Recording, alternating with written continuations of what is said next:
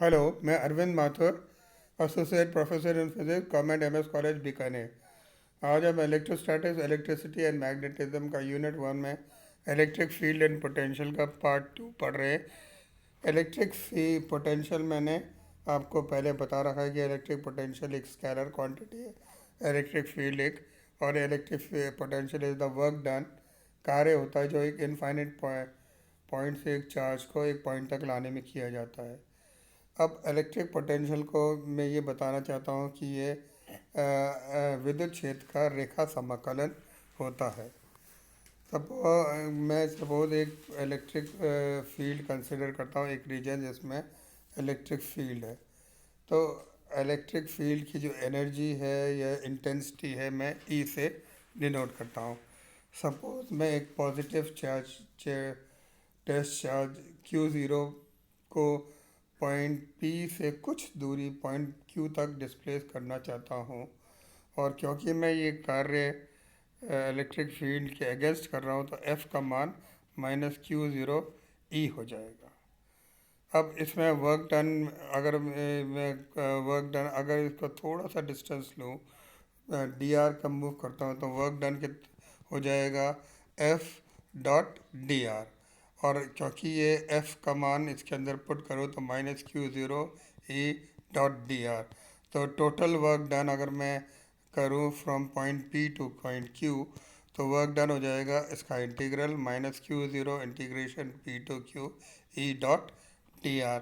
इसमें इसको मैं अगर ये मानता हूँ कि पोटेंशियल डिफरेंस की कितना हो जाएगा, V Q - VP is equal to W work done upon Q0 is equal to -Q/P E dot D R.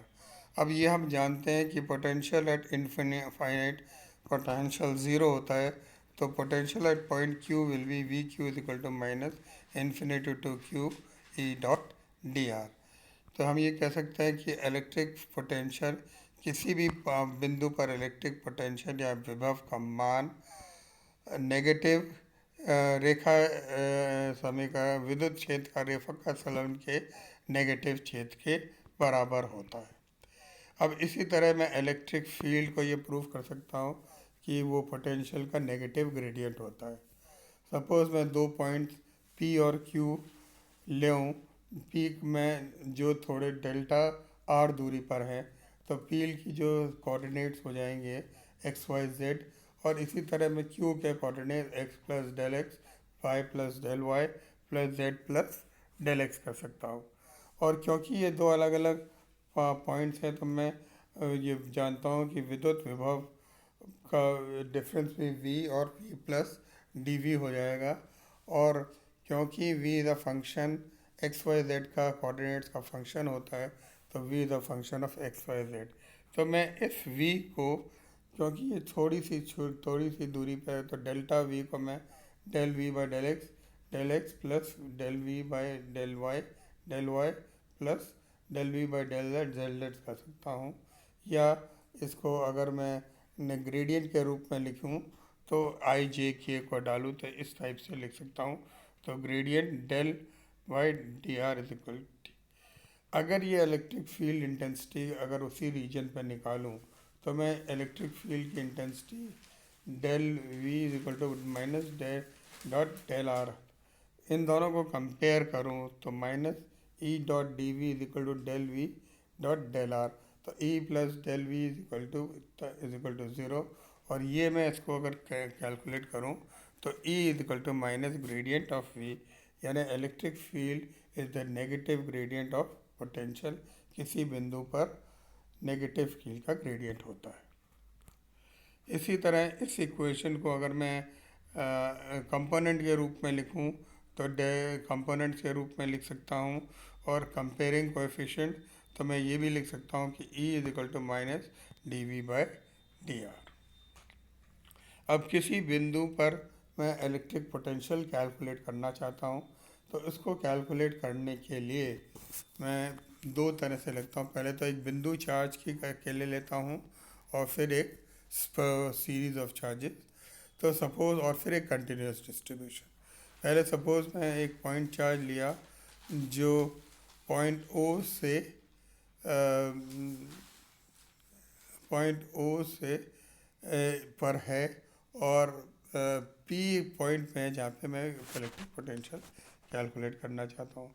तो distance of the point P और आर के, ओ और आर के बीच की दूरी आर है। अब सपोज़ मैं एक टेस्ट चार्ज Q0 लूँ जो ए पर है, और ये उसकी दूरी ओ से एक्स दूरी है, तो पॉइंट पी फिर बाई कूलम्स लॉ इस पॉइंट पर फोर्स मैं निकाल सकता हूँ, F is equal to 1/4πε0 Q/Q0 x², और इसका जो डायरेक्शन होगा वो ओ ए के अक्रॉस। सपोज़ मैं एक दूसरा पॉइंट बी लेता हूँ एट जो ए से डेल एक्स जो ए से डेल एक्स दूरी पर है, और तो इसको हम कहते हैं कि पॉइंट एक्स को पॉइंट ए को बी तक लाने में हमें फोर्स के अगेंस्ट कार्य करना पड़ रहा है, तो D W is equal to F dot D X. तो ये इक्वेशन हो जाएगा, और ये मैं लिख सकता हूँ -1/4πε0 Q/Q0 x² dx is equal to 1/4πε0 Q/Q0 x²। ये हमारा वर्क डन हो जाए, और टोटल वर्क डन मैं निकालना चाहता हूँ तो इन्फिनिटी टू आर, क्योंकि मैं इन्फिनिटी से पॉइंट लेके आ रहा हूँ, इन्फिनिटी टू आर। इसको मैंने इस स्लाइड में आपको दिखा रखा है। इस स्लाइड्स पे अगर अपन देखें तो अल्टीमेटली जो वर्क डन आ जाता है वो हो जाता है 1/4πε0 Q/Q0/r। ये है अगर इन्फिनिटी से एक पॉजिटिव चार्ज Q को पॉइंट P तक लाने में किया गया कार्य, ये हो जाएगा। मगर इलेक्ट्रिक पोटेंशियल की डेफिनेशन अनुसार वोल्ट जो कार्य किया है अपॉन द टेस्ट चार्ज, ये पोटेंशियल हो जाता है। तो फिर पोटेंशियल कितना हो जाएगा 1/4πε0 Q/r, या मैं इसको लिख सकता हूँ 1/ε0 Q/r, ये इसका पोटेंशियल हो जाएगा। अगर हमारा मीडियम वैक्यूम ना होता और उसकी जगह कोई डाई इलेक्ट्रिक कॉन्स्टेंट के का मीडियम होता, तो मैं इसको के से और डिवाइड कर देता, तो ये हो जाता 1/4πε0 के होया। अगर इसकी जगह अभी तो मैंने टेस्ट चार्ज पॉजिटिव लिया था, या जो चार्ज था वो पॉजिटिव था, और टेस्ट चार्ज तो पॉजिटिव ही रहेगा। अगर इस पॉइंट जो चार्ज जो फील्ड जो इलेक्ट्रिक फील्ड उत्पन्न हो रहा है वो माइनस चार्ज से होता, तो इस इक्वेशन में माइनस आ जाता, तो -1/4πε0 Q/r। अब अगर ये है, मैं इसी क्वेश्चन को, ये मैंने potential at a point charge निकाला था। अगर सिस्टम ऑफ पॉइंट चार्जेस होते हैं, यानी मेरे पास कई चार्जेस होते हैं, जैसे इस पॉइंट पी पर पोटेंशियल निकालना चाह रहा हूँ, और ये मेरे पास Q1 Q2 Q3 Q4 अलग अलग चार्जेस होते, और मैं इनका टोटल निकालना चाहता था। ये सपोज चार्जेस होते प्लस Q प्लस, ये हमारे पास चार्जेस होते, और इनका जो दूरी होती है R1 R2 R3 R4 and so on होते, n चार्जेस हो जाते, तो उनका पोटेंशियल मैं कहता कि इंडिविजुअल चार्जेस का पोटेंशियल हो जाता, और इंडिविजुअल चार्जेस का पोटेंशियल हो जाता, और इसका रिजल्टेंट पोटेंशियल उनका टोटल होता। तो V is equal to 1/4πε0 Q1/r1 plus Q1 और अप टू n हो जाता, और ये सारा मैं इसको समेशन लिख सकता था। V is equal to 1/4πε0 summation i to n और QI/RI, वेयर RI जो ये है distance of the point charge Q from the point of observation. अब इसी चीज़ को मैं थोड़ा सा और करना चाहता हूँ कि अगर ये तो पहले जो समेशन तब आता है जब डिस्क्रीट चार्ज डिस्ट्रीब्यूशन हो। अगर हमारे पास कंटिन्यूस चार्ज डिस्ट्रीब्यूशन होगा तो इस सिग्मा को मैं इंटीग्रेशन से रिप्लेस कर दूंगा, तो ये इंटीग्रेशन 1/4πε0 इंटीग्रेशन ड्यू। मगर हमारा जो डिस्ट्रीब्यूशन है वो तीन तरह का हो सकता था। अगर लाइन इंटीग्रेशन होगा तो मैं 1/4πε0 लेमडा dl/r लिखूँगा, क्योंकि मेरे को डी क्यू की वैल्यू चाहिए, और for a line integral D Q की वैल्यू लेमडा बाय d0, वे जहाँ lambda is the Surf distribution of charge, linear distribution of charge. इसी तरह अगर अपन एरिया करें तो हम कह सकते हैं D Q is equal to sigma D S, है ना, वेयर जिसको सिग्मा सरफेस चार्ज डेंसिटी होती है। और मैं इसको अब डबल इंटीग्रेशन का मतलब ये नहीं है कि हम दो बार इंटीग्रेशन कर रहे हैं, इसको सरफेस में दो आते हैं इसलिए मैं इसको दो बार इंटीग्रेशन का साइन लिखाता हूँ। ये सरफेस इंटीग्रेशन है, या मैं इंटीग्रेशन के साथ एक एस लिख सकता हूँ जो समय सरफेस इंटीग्रेशन को डोनेट करता है। ये एक लिखने का तरीका है। इसी तरह अगर वॉल्यूम इंटीग्रेशन होगा तो वॉल्यूम में क्योंकि तीन डायमेंशन होते हैं इसलिए मैं उसको वॉल्यूम को तीन में डबल रो डी वी लिखूँगा और तीन डिफरेंट इंटीग्रेशन के साइन लगा दूँगा। अब इसके बाद हमारे पास ये आता है कि मैं इलेक्ट्रिक फ्लक्स डिफाइन करना चाहता हूँ कि इलेक्ट्रिक फ्लक्स क्या होती है। तो हम ये कहते हैं कि जो विद्युत लाइन है जो एक सरफेस के नॉर्मली निकलती हैं उनको हम इलेक्ट्रिक फ्लक्स बोलते हैं। और इलेक्ट्रिक फ्लक्स अगर मैं किसी छोटे से सरफेस के लिए कहूँ तो हम ये कहते हैं कि ये इलेक्ट्रिक फ्लक्स होता है तो डॉट प्रोडक्ट या स्केलर प्रोडक्ट होता है अदिश होता है जिसको हम कहते हैं ई डॉट डी एस। ये इलेक्ट्रिक फ्लक्स की डेफिनेशन है। और अगर हम ये कहते हैं इस डॉट प्रोडक्ट को मैं डॉट आ जाऊँ तो डॉट की जगह मैं कॉस निकालता हूँ तो E D S cos theta.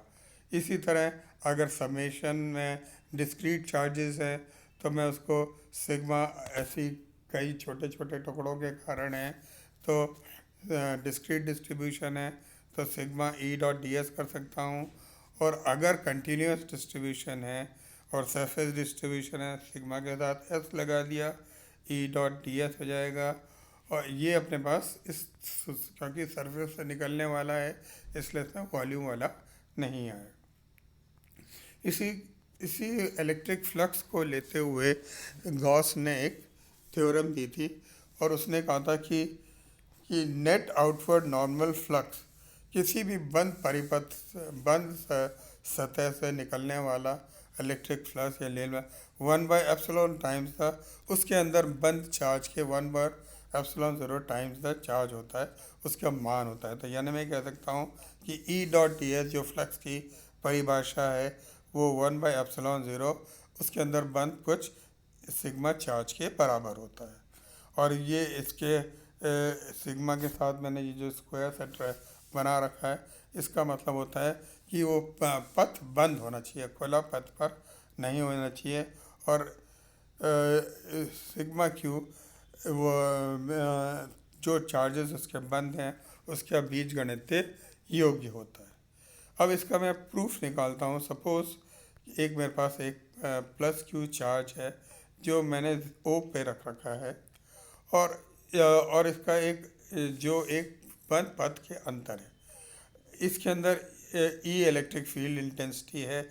मैंने एक पॉइंट पी ले लिया जिस पॉइंट पी पर जो इलेक्ट्रिक फील्ड इंटेंसिटी है यानी विद्युत क्षेत्र की तीव्रता का मान ई है और ओ पी जो डिस्टेंस है वो आर है। ये ओ पी डिस्टेंस आर है और इसमें मैं permittivity of the free space epsilon 0 लेता हूँ। तो अब मैं छोटा सा एरिया मैंने पी के अक्रॉस बनाया और इलेक्ट्रिक फ्लक्स थ्रू नेचुरली उसके परिभाषा के अनुसार del phi is equal to E dot D S. अब ई का मान इलेक्ट्रिक फील्ड इंटेंसिटी में जानता हूँ कि 1/4πε0 Q by electric field intense Q by R square हो जाएगी, R is equal to 1/q by, और इस आर यूनिट वेक्टर को हटाऊँ तो r/r³ लिख सकता हूँ। और इस ई का मान को मैंने सरफेस वाले इक्वेशन में पुट कर दिया तो 1/4πε0 Q R dot D S और r³। मगर हम जानते हैं कि तो इस इक्वेशन से ये हो जाएगा 1/4π R dot D S upon r³। ये हमारे पास इलेक्ट्रिक फील्ड इंटेंसिटी। मगर हम जानते हैं कि r dot D S r³ is D S cos theta और इसको मैं एक सॉलिड एंगल का रूप में परिभाषित कर सकता हूँ। और ये मानते हैं कि ये माना कि थीटा एंगल बिटवीन अब ये जो इक्वेशन सेकेंड में पुट करूँ तो ये हो जाएगा 3 φ 1/4 पाई एप्सिलॉन 0 डी डब्ल्यू, जो डी डब्ल्यू सॉलिड एंगल को रिप्रेजेंट करता है। तो इसकी तरह में तो क्लोज सरफेस के अंदर जो हो जाएगा electric flux five S D dot D S is equal to Q pi E dot D S D W के बराबर है, तो मैंने डी डब्ल्यू लिया। पर D W is the solid equal to the और इसका मान होता है 4 पाई, तो मैंने 4 पाई डाला इसके अंदर, तो ये हो जाएगा 1/ε0। तो यानी अगर चार्ज उस बंद परिपथ के अंदर है तो गॉस थ्योरम के अनुसार उसका इलेक्ट्रिक फ्लक्स का मान 1/ε0 इंटू द चार्ज एनक्लोज हो जाएगा। इसी तरह अगर बहुत सारे चार्जेस एनक्लोज होते हैं तो मैं उसका बीज गणितीय योग निकालूंगा, और ये 1/ε0 सिग्मा Q0, या हम कह सकते हैं phi is equal to 1/ε0 sigma Q। अब इसी तरह सिग्मा Q को मैं अगर कंटिन्यूस सरफेस होगा तो मैं इंटीग्रेशन। अब हम किसी एक्सटर्नल पॉइंट्स के लिए कैलकुलेट करना चाहते हैं कि ये तो मेरा पॉइंट बिंदु अंदर था, सपोज मेरे पास एक सरफेस है जिसके अंदर कोई भी चार्ज क्यों नहीं है, जो चार्ज है वो इस सरफेस के बाहर है, मगर इसके अंदर सरफेस के बाहर, और इस सरफेस पर एक ऐसा स्थान लेता हूँ जिसके अंदर अब मैं क्यू से दो लाइनें या सरफेस के शेप बना सकता हूँ, और उस पॉइंट से दो, तो इस पॉइंट पे दो इंटरसेक्टिंग इलेक्ट्रिक फ्लक्स बन जाएंगे, एक तो -Q/4πε0 और +Q है। तो इस फ्लक्स पर टोटल जो फ्लक्स आएगा वो उसका मान 0 हो जाएगा, और वो इसका मतलब होता है कि इसका अगर मैं गॉस थ्योरम लगाऊं कि into the charge enclose by the surface is true for, अगर इसके अंदर सरफेस है नहीं, अब क्योंकि इसके अंदर सरफेस नहीं है, चार्ज नहीं है, तो ये 0 हो जाएगा, जो इसके बराबर। अब application of the Gauss theorem, मैं इसकी कुछ एप्लीकेशन निकालना चाहता हूँ, और पहली एप्लीकेशन में निकाला है कि मेरे को इलेक्ट्रिक फील्ड कैलकुलेट करना है एट अ पॉइंट पी। अगर मेरा चार्ज क्यू पर है और मैं want to due to point P at a distance from R से निकालना चाहता हूँ, at a distance R from it मैं निकालना चाहता हूँ इस इलेक्ट्रिक फील्ड के कारण गॉस थ्योरम का यूज़ करते हुए। तो इलेक्ट्रिक फ्लक्स उस पॉइंट पे मैं निकाल ही सकता हूँ, phi is equal to del S E dot D S या ई डॉट कॉस थीटा, और ये सारा लिख सकता हूँ, और ये जो आपको आपकी स्लाइड में दिख रहा है ये सारा हो जाएगा। और मगर हम ये जानता हूँ flux D S is 4πr² way the total surface area is this. ये इसको मैं इसके अंदर डालूँ तो मेरे पास आ जाएगा 1/4πε0 r²। इन वेक्टर फॉर्म में इसको ये लिख सकता हूँ, ये हो जाएगा।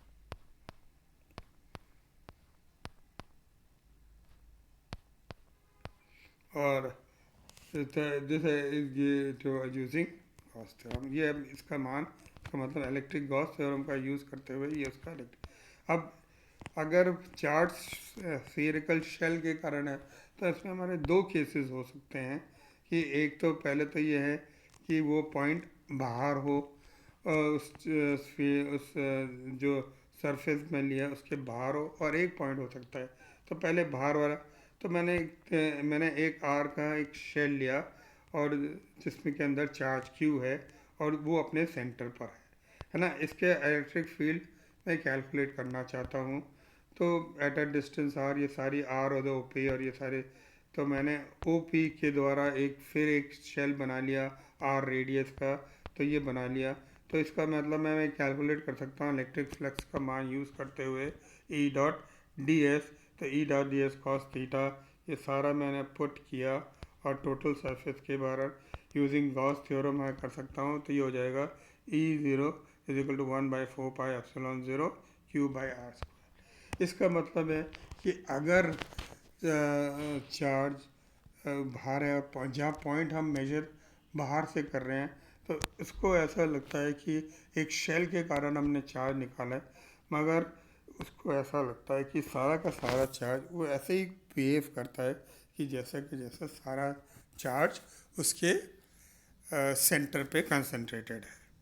इसी तरह अगर इलेक्ट्रिक फील्ड इनसाइड है तो इनसाइड में जैसे मैंने बाहर के लिए बनाया था उसी तरह मैं अंदर के लिए एक गोला बना लूँगा, और ये मानते हैं कि जो small R is smaller than capital R, तो ये इसका इलेक्ट्रिक फील्ड मैं निकाल सकता हूँ, इसके अंदर हो जाएगा।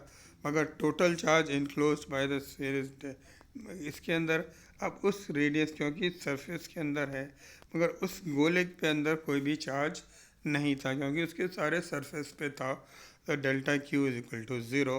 गॉस थ्योरम का निकालूंगा तो ये आ जाएगा कि inside each point of the shell is, surface पे है चार्ज तो उस मगर उसके अंदर कोई भी चार्ज नहीं है।